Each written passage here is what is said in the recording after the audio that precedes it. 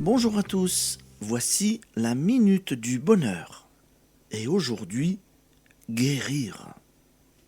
Voici 2 guérisons qui ont eu lieu la même semaine et qui se sont maintenues et confirmées. Les malades sont aujourd'hui en excellente santé.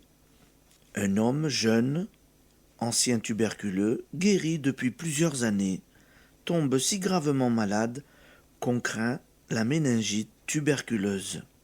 Son entourage le tient pour condamné et le pleure déjà.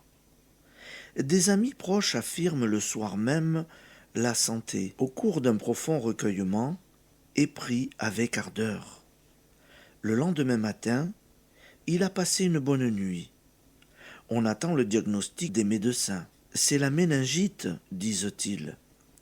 Mais le cas est moins grave qu'on le craignait.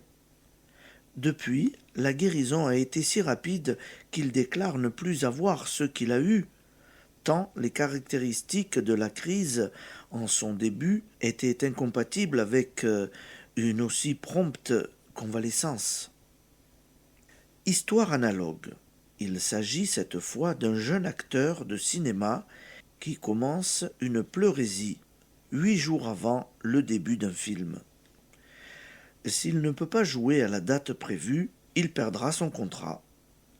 Sa mère se garde de parler de maladie, affirme la santé avec une foi intense. Et 8 jours plus tard, il était au studio.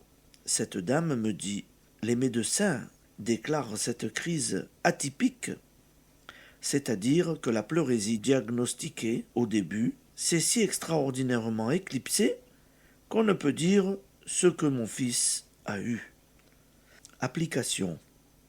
Cela vous montre comment il faut procéder pour enrayer un mal, même brutal.